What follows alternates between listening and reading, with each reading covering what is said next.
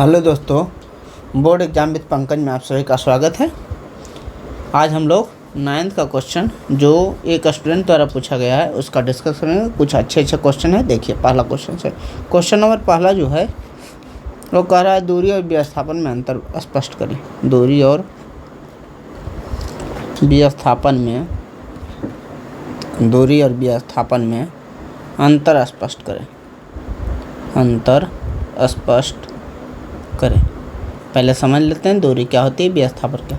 किसी वस्तु द्वारा तय की गई रास्ते की कुल लंबाई को क्या कहते हैं, दूरी कहते हैं। जिस रास्ते से गया उसकी लंबाई नापिए, दूरी है।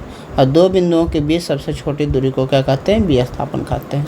विस्थापन क्या है, सदिश राशि। विस्थापन क्या है, सदिश राशि। दूरी क्या है, अदिश राशि। अदिश राशि सदिश राशि क्या होता है, अदिश राशि होता है जिसमें दिशा नहीं हो। आक मतलब नहीं होता है, दिशा नहीं हो। अदिश राशि होता है, साक मतलब साथ होता है, जिसमें दिशा भी हो वो क्या होता है, सदिश राशि होता है। दूसरा चीज़ याद रखिएगा, जो भी अदिश राशि उसका होता है उसका मान जीरो या पॉजिटिव होता है, जीरो या धनात्मक प्लस में होता है। और जो भी सदिश राशि होता है, अदिश राशि का मान कितना होता है, जीरो या पॉजिटिव। और जो भी सदिश राशि है उसका मान माइनस में भी हो सकता है, जीरो भी हो सकता है और प्लस में भी हो सकता है। तो तीनों पहला तो परिभाषा। दूसरा क्या है, कौन सदिश है कौन अदिश है बता देना है। तीसरा वैल्यू क्या हो सकता है, तो हमेशा आदेश जो भी आएगा उसका वैल्यू जीरो और पॉजिटिव होगा, जबकि सदिश आएगा तो नेगेटिव पॉजिटिव जीरो तीनों होगा। इस बात को अच्छे से हम लिख लेते हैं। देखिए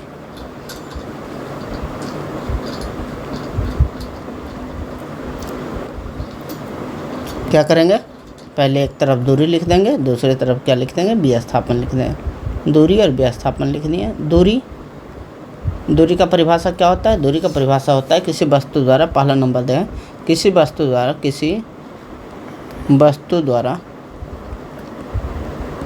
तय की गई रास्ते की कुल लंबाई। तय की गई पथ या रास्ता, पथ की कुल लंबाई क्या कहलाती है, कुल लंबाई दूरी कहलाती है, दूरी कहलाती है। विस्थापन कैसे कहते हैं, दो बिंदुओं के बीच सबसे छोटी दूरी को विस्थापन कहते हैं। दो बिंदुओं के बीच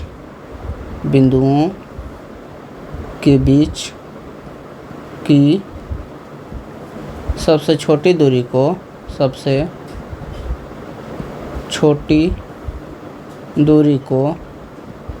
विस्थापन कहते हैं, विस्थापन कहते हैं। ठीक है। दूसरा क्या है, दूसरा बोलें दूरी कैसी राशि है, तो दूरी अदिश राशि है। दूरी कैसी राशि है, यह एक अदिश राशि है, यह एक अदिश राशि है, अदिश राशि है। विस्थापन कैसी राशि है, तो यह एक सदिश राशि है, यह एक कैसी राशि है, सदिश राशि है। जब भी कोई अदिश राशि रहेगा तो उसका मान जीरो या धनात्मक हो सकता है। इसका मान क्या हो सकता है, शून्य या धनात्मक हो सकता है, शून्य या धनात्मक हो सकता है। जो सदिश रहेगा उसका मान शून्य भी होगा, धनात्मक भी होगा, ऋणात्मक भी होगा। यानी इसका मान शून्य क्या है, पहले ऋणात्मक लिखिए, ऋणात्मक खत्म माइनस में शून्य। इसका मान क्या होता है, ऋणात्मक होता है, शून्य या धनात्मक हो सकता है, धनात्मक हो सकता है। तो पहला क्वेश्चन कर लिए। दूसरा क्वेश्चन देखिए, दूसरा क्वेश्चन क्या है, क्वेश्चन नंबर 2 है, ग्राफ क्या है, वेग समय ग्राफ की ढाल क्या बताती है। क्वेश्चन क्या है, कहता है ग्राफ क्या है, वेग समय ढाल की ग्राफ, वेग समय ढाल की ग्राफ क्या बताती है, ग्राफ होता क्या है, क्वेश्चन पूछ रहा है। उसके बाद कह रहा है ग्राफ का परिभाषा दीजिए, और वेग समय ग्राफ की ढाल जो है वो क्या बताती है, इसके बारे में पूछ रहा है। अच्छे से बात को समझिएगा, आसानी से समझ में आएगा। ग्राफ क्या होता है, ग्राफ जो होता है आप जानते हैं कि एक्स एक्सिस और वाई एक्सिस पर जो खींचा जाता है कोऑर्डिनेट के द्वारा, उसे क्या कहते हैं, ग्राफ कहते हैं। वेग समय ग्राफ की ढाल समझिए जो होती है, ढाल का मतलब क्या है, कभी भी ढाल कह देगा, ढाल का मतलब भाग होता है, ढाल का मतलब क्या होता है, अनुपात होता है। ढाल का मतलब क्या होता है, अनुपात होता है। अगर कभी क्षेत्रफल कह दे, क्षेत्रफल का मतलब क्या होता है, गुना होता है। क्षेत्रफल का मतलब क्या होता है, गुना होता है। तो कहा वेग समय का ढाल, वेग समय, ढाल बोला तो भागा दे दिए, अनुपात का मतलब भागा दिए। वेग बटा समय क्या होता है, विस्थापन होता है। तो वेग समय की ढाल क्या बताती है, विस्थापन बताती है। एक तो ये आंसर हो गया। दूसरा, पहला आंसर क्या हुआ, ग्राफ की परिभाषा क्या हो सकती है, तो ग्राफ की परिभाषा हो सकती है जब एक्स अक्ष और वाई अक्ष पर क्या करते हैं, एक्स अक्ष पर हमेशा टाइम को देते हैं और वाई अक्ष पर क्या देते हैं, वाई अक्ष पर त्वरण दे सकते हैं, वेलोसिटी दे सकते हैं, या क्या दे सकते हैं, दूरी दे सकते हैं। जब इस प्रकार निरूपित करते हैं तब इसको क्या कहते हैं, ग्राफ कहते हैं फिजिक्स की भाषा में। देखिए परिभाषा क्या बोले, एक्स अक्ष पर हमेशा जो होता है टाइम को डिनोट करते हैं, वाई अक्ष पर क्या करते हैं, दूरी को कर सकते हैं, वेलोसिटी को कर सकते हैं, यानी वेग को कर सकते हैं, या त्वरण को कर सकते हैं। जब एक्स अक्ष पर समय एवं वाई अक्ष पर दूरी या वेग या त्वरण को प्रदर्शित किया जाता है, किया जाता है, तो उसे ग्राफ कहते हैं। फिर उसमें ग्राफ यही पढ़ना है, क्या एक्स अक्ष पर समय को और वाई अक्ष पर दूरी को या वेग को या त्वरण को प्रदर्शित करना होता है। अब कहें वेग समय की ढाल, तब वेग समय की ढाल क्या होता है, ढाल का मतलब बोले भागा होता है, वेग बटा समय हुआ। वेग समय की ढाल कहा, भागा हुआ वेग बटा समय। वेग बटा समय क्या होता है, विस्थापन होता है। तो कहेंगे वेग समय की ढाल क्या बताता है, विस्थापन बताता है। वेग समय की ढाल के द्वारा विस्थापन को बताया जाता है, विस्थापन को बताया जाता है। जब भी पहला क्वेश्चन और दूसरा क्वेश्चन एक ही क्वेश्चन में रहे तो पहला लिखने के बाद दूसरा में पैराग्राफ छोड़ा जाता है। देखिए अगला क्वेश्चन नंबर 3 है। क्वेश्चन नंबर 3 समझिएगा क्या कह रहा है। क्वेश्चन नंबर 3 न्यूमेरिकल क्वेश्चन है। कहा एक कार की चाल 10 सेकेंड में, एक कार की चाल 10 सेकेंड में 20 किलोमीटर प्रति घंटा से 50 किलोमीटर प्रति घंटा हो जाती है। 20 किलोमीटर प्रति घंटा से 50 किलोमीटर प्रति घंटा हो जाती है। तो कह रहा है इस कार का त्वरण ज्ञात कीजिए। इस कार का त्वरण ज्ञात कीजिए। देखिए अच्छा समझिएगा क्या है। कहा 10 सेकेंड में, 10 सेकेंड यानी टी का मान कितना दिया है, इसको हल करेंगे। इसमें टी का मान कितना दिया है, टी का मान 10 सेकेंड दिया है। टी का मान कितना है, 10 सेकेंड है। कहा कि 20 किलोमीटर प्रति घंटा से 50 किलोमीटर प्रति घंटा हो जाती है। इसका मतलब क्या है, शुरू में प्रारंभिक वेग होता है जिसे यू कहते हैं। यू का मान 20 किलोमीटर प्रति घंटा है, किलोमीटर प्रति घंटा। और भी का मान कितना है, भी का मान जो है वो है 50 किलोमीटर प्रति घंटा, 50 किलोमीटर प्रति घंटा। अगर यहाँ सेकेंड है तो ऐसा मात्रक में जब तक नहीं बदलते हैं तब तक फार्मूला का यूज नहीं करते हैं। तो ऐसा मात्रक में बदलने के लिए क्या करना पड़ेगा, 20 किलोमीटर में कितना होता है, 1 किलोमीटर में मीटर में बदलेंगे तो 1000 मीटर होता है। 1 किलोमीटर में कितना मीटर होता है, 1000 मीटर। और 1 घंटा में कितना सेकंड होता है, 1 घंटा में 3600 सेकंड होगा, क्योंकि 60 गुना 60 मिनट होता है, 60 सेकंड होता है, 3600 सेकंड। तो क्या किए कि 20 है किलोमीटर है, किलोमीटर है तो किलोमीटर के 1000 मीटर लिख दिए। ये घंटा है, इसके लिए 3600 सेकंड लिख दिए, 3600 सेकंड। इसको काटे, 200 कटा, उसके बाद इसको काटे तो 5 से कटा, 18 से कटा, 18 से काटे तो 9 से ही कटा, 9 से काटे, 2 से काटे तो 9 से, 10 से कटा, 10 पचे कितना हुआ 50/9 मीटर प्रति सेकंड। ये 50/9 आ गया। यहाँ देखेंगे इसी प्रकार करेंगे 50, 1 किलोमीटर में कितना मीटर होता है, 1000 मीटर होता है, बटा 1 घंटा में कितना सेकंड होता है, 1 घंटा में 3600 सेकंड होता है। यहाँ काटे 200 कट गया। उसके बाद क्या किए, इसको काटे 2 से, तो 2 से काटे तो 5 हुआ, और कितना हुआ 18। अब तो नहीं कटेगा तो 5 गुने कितना हुआ, 5 गुने 100, 5 गुने 50, 5 पचे 25, 250/18। ये क्या होगा, मीटर प्रति सेकंड हो गए। आगे बढ़ते हैं। कह रहा है कि त्वरण ज्ञात करना है। त्वरण का मतलब क्या है, एक का मान ज्ञात करना है। एक का मान हमको क्या ज्ञात करना है। गति के समीकरण में क्या फार्मूला था, 3 फार्मूला क्या था, v बराबर u प्लस टी पहला फार्मूला था। दूसरा था s बराबर u T plus half T square, s बराबर u T plus half T square, और क्या था v square u square plus 2as। ये तीनों फार्मूला था। इस तीनों में कौन सा लगे, देखिए हमारे पास v है, हमारे पास u है, v भी है, यहाँ u है, ठीक है। ये निकालना है, इसमें ये भी है, टी निकालना है, यानी पहला फार्मूला हमारा लग जाएगा। पहला फार्मूला लगाइए, उसके बाद ए का मान निकाल दीजिए। देखिए v बराबर क्या है, v बराबर u प्लस टी फार्मूला होता है, तो v का मान कितना है, v का मान देखिए यहाँ v का मान कितना है, 250/18 है। u का मान कितना है, u का मान कितना है, u का मान 50/9 है, प्लस a का मान निकालना है, इंटू टी का मान कितना है 10 है। ऐसे सॉल्व करेंगे, हो जाएगा आसानी से। देखिए 250/18 है, प्लस है,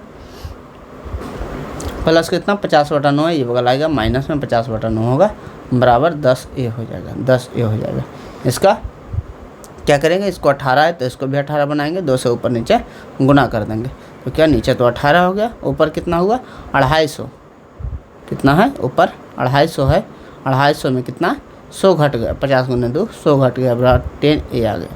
तो 250 में 100 का ये जब घटा 250 में 100 तो 150 आया, 150/18 बराबर 10a, 10a तो 0 0 ऊपर से कट गया, क्या 10a आया, ये 0 से ये 0 कट गया, तो ये का मान जो है 15 बटा कितना है 18, 3 से काटेंगे तो 5 बटा कितना आएगा, 5/6 मीटर प्रति सेकंड स्क्वायर। त्वरण का मात्रक क्या होता है, मीटर प्रति सेकंड स्क्वायर। तो अच्छा क्वेश्चन था, समझिए। अगला जो 4 नंबर क्वेश्चन है वो क्या कह रहा है, देखिए कह रहा है ग्राफीय विधि से,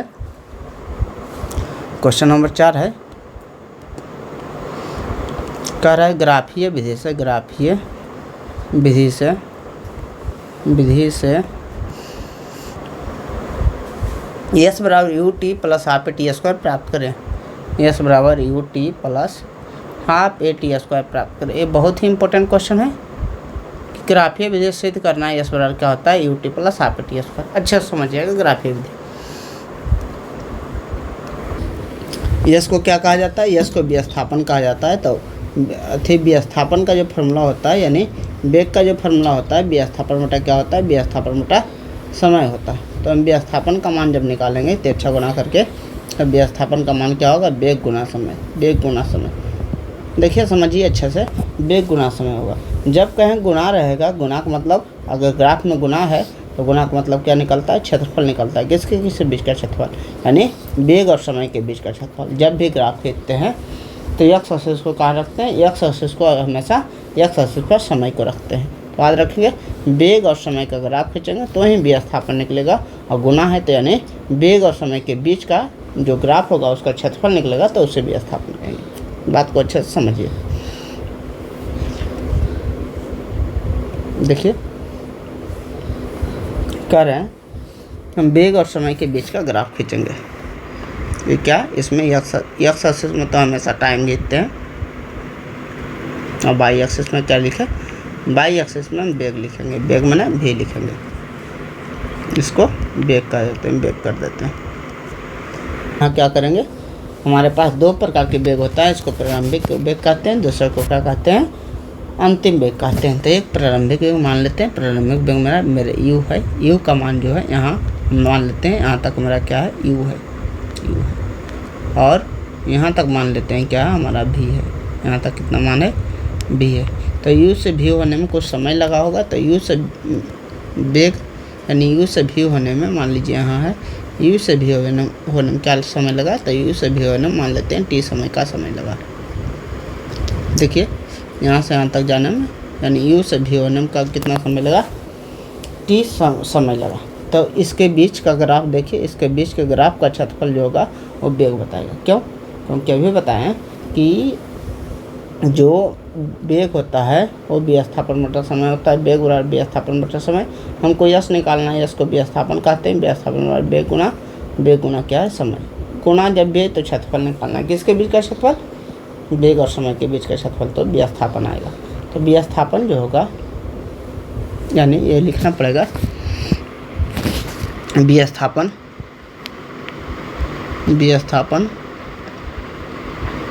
किसी भी ग्राफ में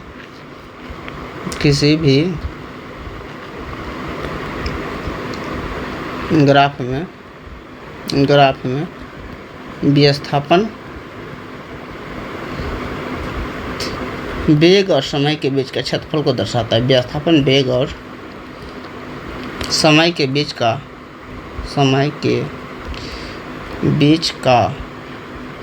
क्षेत्रफल को दर्शाता है।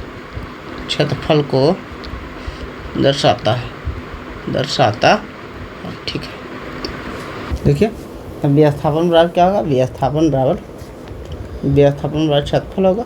तो इन दोनों के बीच का क्षेत्रफल देखिए, ई और भी के बीच का क्षेत्रफल ये लग रहा है। दो भुजा क्या है, समानांतर है।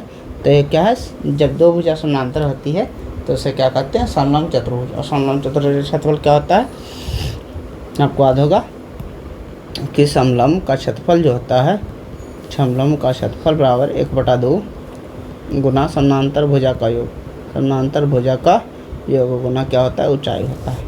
तो 1/2 समानांतर भुजा कितना है, ये तो ये क्यू है और दूसरा कितना है, भी है। यानी समानांतर भुजा का योग यू प्लस भी है इंटू ऊंचाई कितना है, तो ऊंचाई ये ऊंचाई है। ऊंचाई मैंने दोनों के बीच की दूरी, समानांतर भुजाओं के बीच की दूरी को क्या कहते हैं, ऊंचाई कहते हैं। तो ऊंचाई कितना है हमारे पास, टी है। देखिए इसे सोल्व कर, जब इसे सोल्व करेंगे क्या आएगा, 1/2 यू। भी का मान, भी का फार्मूला क्या होता है, भी बराबर यू प्लस 80 होता है, यू प्लस 80 होता है। तो ये इसका मान है यू प्लस 80 इंटू टी। ठीक है, 1/2 यू प्लस यू 2u और प्लस 80 इंटू टी। विस्थापन को क्या बोलते हैं, विस्थापन को यश बोलते हैं। यानी यश का जो मान आया 1/2 गुणा करेंगे तो 2u क्या हुआ, 2u इंटू टी से गुणा करेंगे 2ut प्लस 80 क्या होगा, स्क्वायर। 1/2 से गुणा करेंगे तो 1/2 से कट जाएगा ut प्लस इसमें गुणा करेंगे तो 1/2 80 स्क्वायर। ये फार्मूला आ गया एस बराबर ut plus half eighty square. समझ गए होंगे कैसे साबित किया गया। अगला जो है क्वेश्चन नंबर 4 है। क्वेश्चन नंबर कितना था, ये लगता है क्वेश्चन नंबर 4 ही था। क्वेश्चन नंबर 5 देखते हैं। क्वेश्चन नंबर कितना है, 5 है। क्वेश्चन नंबर 5 क्या है, क्वेश्चन नंबर 5 है कि किसी कार पर ब्रेक लगाने पर वह गति के विपरीत दिशा में, किसी कार पर ब्रेक लगाने के बाद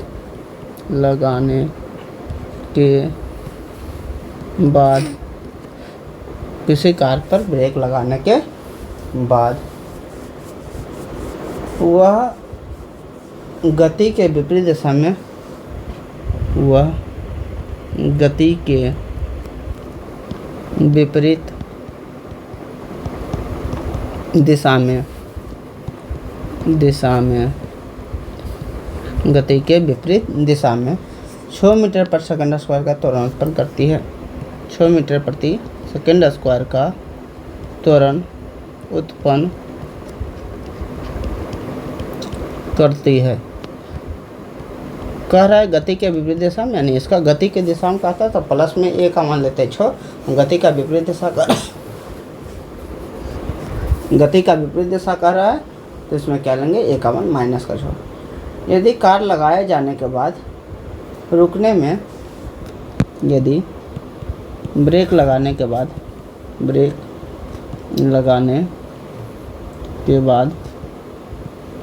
रुकने में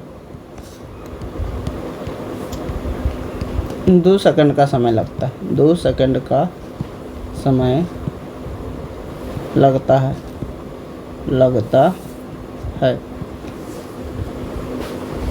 तो उतने समय में तय की गई दूरी का गणना करें। तो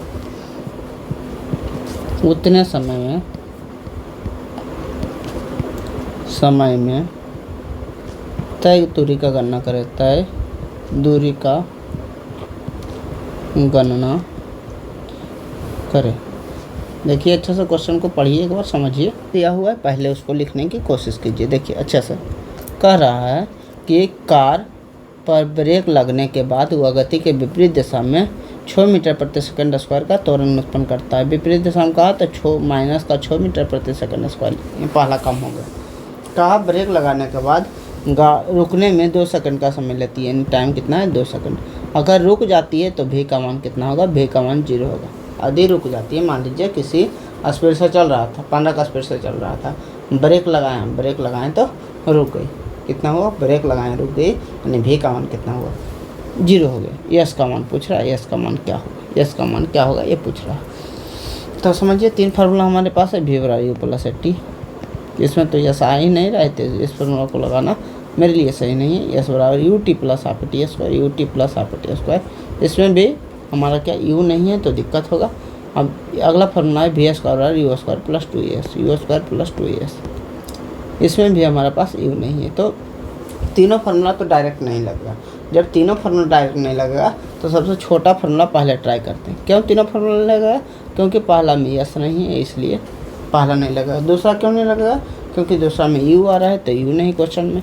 तीसरा में भी यू आ रहा है, यू क्वेश्चन में नहीं है। तो कौन सा फार्मूला लगाएं, पहला फार्मूला लगा के जो अननोन है उसका मान निकालेंगे, उसके बाद देखेंगे कौन सा फार्मूला लगता है। वी बराबर यू, सबसे सिंपलेस्ट फार्मूला तो ये। भी का मान कितना है 0, यू का मान नहीं पता, ए का मान पता है माइनस का 6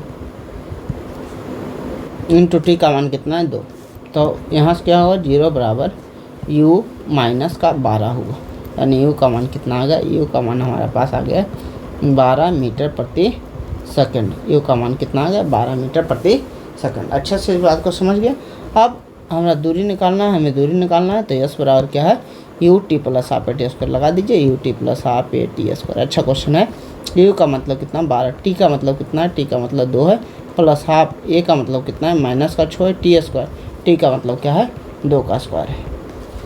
इसे सोल्व करेंगे तो 12 गुना क्या होगा 24 माइनस ये कितना होगा 3 होगा, 3 होगा, 2 का स्क्वायर 4 होता है, चढ़ती है 12, यानी 24 में 12 गया तो 12 मीटर की दूरी तय करेगा। रुकने के पहले का कितना दूरी तय करेगा, 12 मीटर की दूरी तय करेगा। अतः गाड़ी रुकने के पहले रुकने तक 12 मीटर की दूरी, 12 मीटर की दूरी तय करेगा, तय करेगा। अच्छा क्वेश्चन था, अच्छा से समझिएगा। अगला देखिए क्वेश्चन नंबर 6 जो है, क्वेश्चन नंबर 6 क्या है, और केमिस्ट्री के आसान कुछ क्वेश्चन है, देखिए देख लीजिए अच्छे से। क्वेश्चन नंबर 6 जो कह रहा है वो कह रहा है बिलियन क्या है उदाहरण दे। कह रहा है बिलियन क्या होता है उदाहरण दीजिए। बिलियन क्या है उदाहरण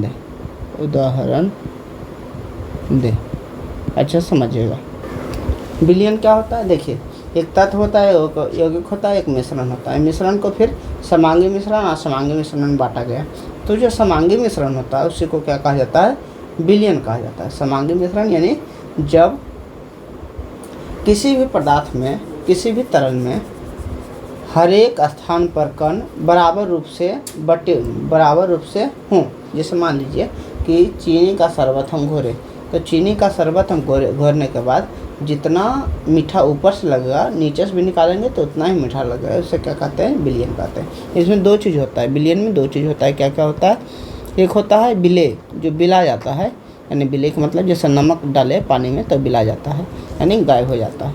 और एक होता है विलायक, जिसमें गायब होता है जैसे पानी। इन दोनों को जब मिला देते हैं, इन दोनों को जोड़ देते हैं तो इसे क्या कहते हैं, बिलियन। यानी बिलियन क्या है, एक समांगी मिश्रण है जो विलेय और विलायक के मिलने से बनता है। बिलियन एक समांगी मिश्रण है जो विलेय और विलायक के मिलने से बनता है। उदाहरण क्या है, शरबत। शरबत में चीनी और पानी का शरबत है। एग्जाम्पल दे देंगे, समझिए, इसको बात को लिख लेते हैं। क्या बोले, बिलियन क्या है, हमेशा याद रखना है, विलयन एक समांगी मिश्रण है। विलयन एक समांगी मिश्रण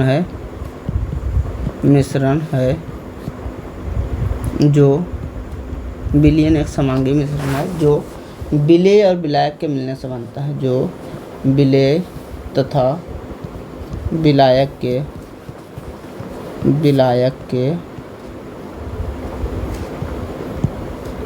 मिलने से बनता है। विलयन क्या है? एक समांगी मिश्रण है जो विलेय और विलायक के मिलने से बनता है। जैसे में चीनी और पानी का शरबत, चीनी और पानी का शरबत, ठीक है, ये क्या है? विलयन है। तो अच्छे से आपको ध्यान रखना है। अगला जो क्वेश्चन है क्वेश्चन नंबर 7 क्या कहता है देखते हैं। क्वेश्चन नंबर 7 कह रहा है कि शुद्ध पदार्थ किसे कहते हैं। ये क्या होता है? शुद्ध पदार्थ किसे कहते हैं? शुद्ध पदार्थ कहते हैं वैसा पदार्थ जिसका निर्माण एक ही प्रकार के कणों से होता है, उसे क्या कहते हैं? शुद्ध पदार्थ। जैसे तत्व और यौगिक क्या होता है? शुद्ध पदार्थ। क्योंकि तत्व एक ही प्रकार के परमाणुओं से मिलकर बना होता है और यौगिक जो होता है एक ही प्रकार के अणुओं से मिलकर बना होता है। तो ये दोनों शुद्ध पदार्थ, यानी शुद्ध पदार्थ की परिभाषा हुई वह पदार्थ जो एक ही प्रकार के कण से मिलकर बनता है, वो क्या कहलाता है? शुद्ध पदार्थ कहलाता है। एक एग्जाम्पल में कौन से आते हैं? तत्व और यौगिक। वह पदार्थ, परिभाषा होगा वह पदार्थ जो एक ही प्रकार के कणों से मिलकर बनता है, कणों से मिलकर बनता है, क्या कहलाता है? शुद्ध पदार्थ कहलाता है। शुद्ध पदार्थ कहलाता है। जैसे में याद रखना है तत्व यौगिक। जैसे में तत्व किससे बनता है? परमाणुओं से मिलकर बनता है। एक ही प्रकार के परमाणुओं से मिलकर बनता है। तत्व और कौन सी? यौगिक क्या होता है? एक ही प्रकार के अणुओं से मिलकर बनता है। तो इसे आपको ध्यान रखना है। अगला क्वेश्चन कह रहा है यौगिक किसे कहते हैं? उदाहरण लिखिए। क्या क्वेश्चन है? क्वेश्चन नंबर 8 है। यौगिक किसे कहते हैं? यौगिक किसे कहते हैं? उदाहरण लिखिए। उदाहरण दें। यौगिक क्या होता है? यौगिक होता है जब पदार्थ को एक निश्चित अनुपात में, जब दो या अधिक पदार्थ को एक निश्चित अनुपात में मिलाया जाता है तो जिस चीज़ का निर्माण होता है उसे क्या कहते हैं? यौगिक। निश्चित अनुपात का मतलब हाइड्रोजन का 2 ले लिया, 2 हाइड्रोजन ले लिए, ऑक्सीजन 1 ले लिए, तो जहाँ भी बनेगा वो क्या होगा? यौगिक। जब 2 या 2 से अधिक जो होते हैं, 2 या 2 से अधिक पदार्थ एक निश्चित अनुपात में मिलकर बनते हैं तो इसे यौगिक कहते हैं। और जब 2 या 2 से अधिक पदार्थ अनिश्चित या किसी भी अनुपात में मिलकर बनते हैं तो उसे क्या कहते हैं? मिश्रण कहते हैं। जैसे शरबत बना रहे हैं तो शरबत एक प्रकार का मिश्रण है। कैसे? क्योंकि चीनी और पानी का अनुपात अलग अलग हो सकता है। किसी को बहुत ज़्यादा चीनी माने मीठा पीने का मन करता है तो चीनी ज़्यादा डालेगा, किसी को बहुत कम मीठा पीने का मन करता है तो चीनी कम डालेगा। लेकिन यौगिक में जो अनुपात रहेगा हमेशा से 2 हाइड्रोजन 1 ऑक्सीजन रहना ही पड़ेगा। ऐसा नहीं कभी 3 हाइड्रोजन हो जाएगा 1 ऑक्सीजन हो जाएगा तो हमारा यौगिक नहीं होगा। जिस अनुपात में उस अनुपात में जल बनने के लिए रहना पड़ेगा। दूसरा के लिए भी मान लीजिए फार्मूला H2SO4 है। H2SO4 कब बनेगा? जब हाइड्रोजन का 2 और इसका 1 और इसका 4 के अनुपात में मिलेगा तो यही बनेगा, इसके अलावा नहीं बन सकता है। तो क्या बोले? जब 2 या अधिक पदार्थ एक निश्चित अनुपात में मिलते हैं तो उसे क्या कहते हैं? यौगिक कहते हैं। जब 2 या अधिक पदार्थ एक निश्चित अनुपात में मिलते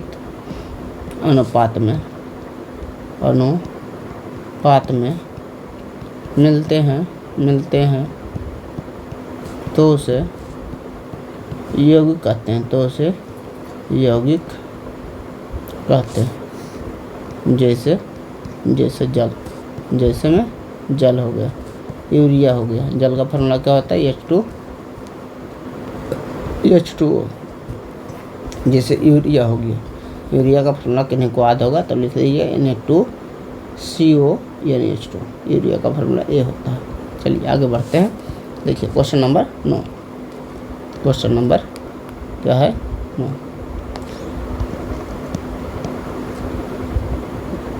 अगला क्वेश्चन कह रहा है भौतिक गुणधर्मों के आधार पर, भौतिक गुण धर्मों के आधार पर, धर्मों के आधार पर धातु और अधातु में अंतर लिखें। धातु और अधातु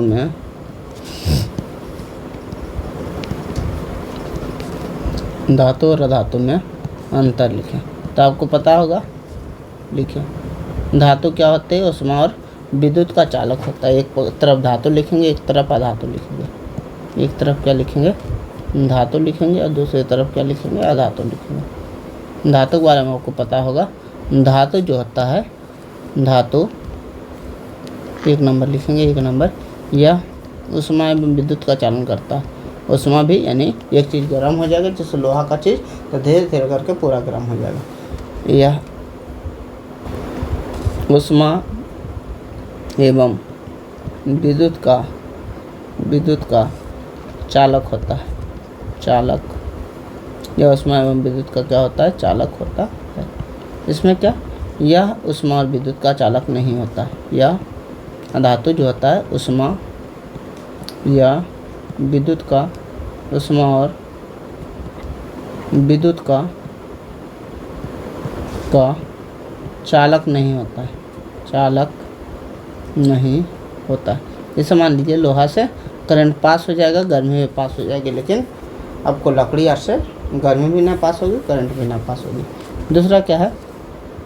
धातु जो होती है चमकीला होता है। यह क्या होता है? चमकीला होता है। अधातु चमकीला नहीं होता है। अधातु क्या होता है? 2 नंबर में अधातु चमकीला नहीं होता है, नहीं होता है। अगला जो है, इसे पीटने पर नहीं टूटता है। 3 नंबर, इसे पीटने पर नहीं टूटता, नहीं टूटता है। यह पीटने पर टूट जाता है। यह पीटने पर टूट जाता है। दूसरा बात, अगला जो है, चौथा एक पॉइंट और रखिए। अगर धातु को हम पीटते हैं तो उससे आवाज़ निकलती है, अधिक आवाज़ निकलती है। धातु को पीटने पर, इसे पीटने पर अधिक आवाज़ निकलती है, अधिक आवाज़ निकलती है। इसलिए घंटिया देखिएगा धातु का बनाया जाता है, निकलती है। अधातु को पीटने पर कम आवाज़ निकलती है। इसे पीटने पर कम आवाज़ निकलती है, कम आवाज़ निकलती है। अगला क्वेश्चन कह रहा है 10 नंबर, आज का अंतिम क्वेश्चन होगा। देखिए क्वेश्चन नंबर 10 है। इसमें कह रहा है ठोस द्रव गैस में अंतर स्पष्ट करें। ठोस द्रव गैस में अंतर स्पष्ट करें। अंतर स्पष्ट करें। देखिए ठोस द्रव गैस में अंतर स्पष्ट करना है। तो पहला जो क्वेश्चन है, एक तरफ ठोस लिख दीजिए अच्छे से, उसके बाद द्रव लिखिए, ठोस द्रव, और तीसरा में क्या लिखना है? तीसरा में आपको गैस लिख देना है।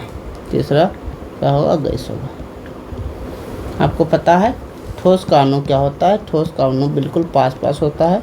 तो जब पास होगा, इसका अणु थोड़ा दूर होता है, इसका अणु बहुत ज़्यादा दूर में होता है। तो ठोस के अणुओं के बीच जो होता है गैप नहीं होता है। तो क्या बोले? पहला, इसके अणु ठोस में, इसके अणु 1 नंबर में देंगे। इसके अणु पास पास होते हैं, पास पास होते हैं। इसमें क्या लिखेंगे, इसके अणु दूर होते हैं, इसके अणु थोड़ा दूर होते हैं, थोड़ा दूर होते हैं। गैस के अणु जो होते हैं बहुत दूर होते हैं, इसके अणु बहुत दूर होते हैं, बहुत दूर होते हैं। यानी जो कण होते हैं, ठोस में कण जो होते हैं पास पास होते हैं, द्रव में थोड़ा दूर होते हैं और गैस में बहुत ज़्यादा दूर होते हैं। अगर जिसे पास पास है तो पास पास है, तो अगर इसके बीच में जो जगह होती है वो कम होगी। इसके कणों के बीच का जगह, इसके कणों के बीच का स्थान बहुत कम होता है, बहुत कम होता है। देखिए इसमें क्या, इसके बीच, इसके अणुओं के बीच, अणुओं या कणों लिख सकते हैं, अणुओं के बीच का स्थान थोड़ा अधिक होता है, थोड़ा अधिक होता है, थोड़ा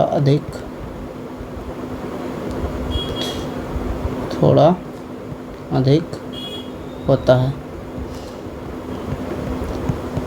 और इसमें क्या लिखे, इसमें इसके अणुओं के बीच का स्थान बहुत अधिक होता है, इसके अणुओं के बीच का स्थान बहुत अधिक होता है, बहुत अधिक होता है। देखिए जब अणुओं का स्थान कम रहेगा, अणुओं का स्थान आसपास रहेगा, तो इसके बीच लगने वाला आकर्षण बल जो होगा ज़्यादा होगा। जब अणुओं का स्थान दूर दूर होगा तो इसके बीच लगने वाला आकर्षण बल क्या होगा, कम होगा। इसीलिए ठोस होते हैं, कठोर होते हैं, क्योंकि आकर्षण बल ज़्यादा है, टूटेगा जल्दी नहीं। क्या है, क्या बोले, 3 नंबर जो पॉइंट में लिखना है, इसके अणुओं के बीच या कणों के बीच आकर्षण बल जो होता है अधिक होता है। आकर्षण बल क्या होता है, अधिक होता है। इसमें क्या लिखेंगे, इसके अणुओं के बीच आकर्षण बल जो होता है, अणुओं के बीच आकर्षण बल जो होता है, आकर्षण बल थोड़ा होता है, थोड़ा कम होता है। ठीक है। और 3 नंबर में इसके अणुओं के बीच का आकर्षण बहुत कम होता है, इसके अणुओं के बीच जो आकर्षण बल होता है,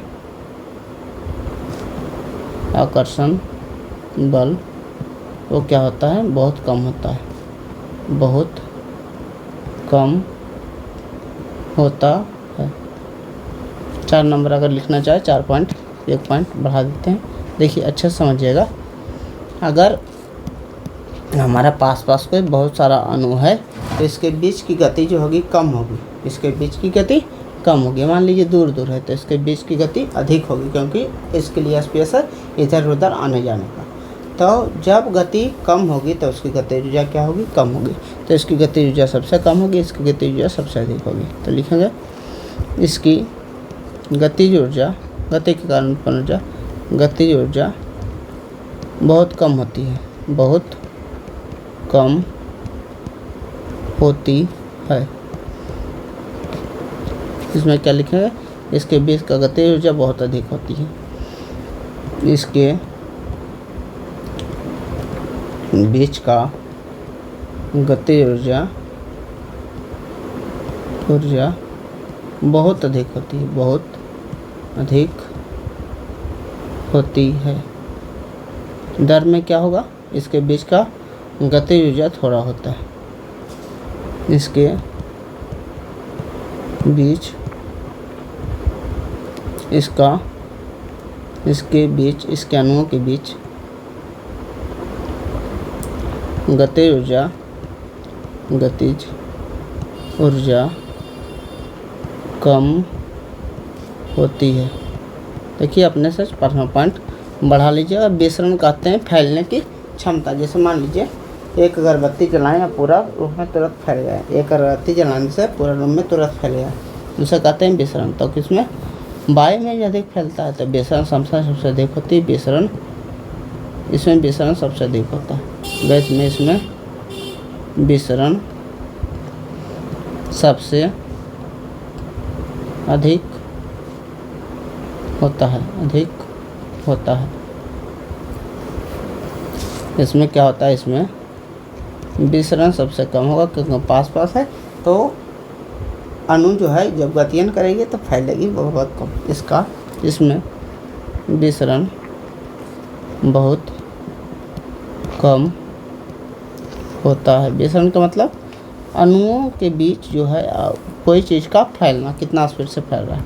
इसमें विसरण बीच में होता है, इसमें विसरण थोड़ा होता है। थोड़ा होता है। इसी के साथ आपका ये 10 क्वेश्चन जो एक स्टूडेंट द्वारा पूछा गया पूरे अच्छे से मैंने कंप्लीट करा दी। अच्छे से आप वीडियो देखें। अगर कोई चीज़ ना समझ में आए तो उसे कमेंट कर दें ताकि अगले वीडियो में आपका उसका उत्तर हम दे पाएँ। Thank you so much for watching this video. अगर वीडियो अच्छा लगा तो वीडियो को लाइक से सब्सक्राइब करें। Thank you.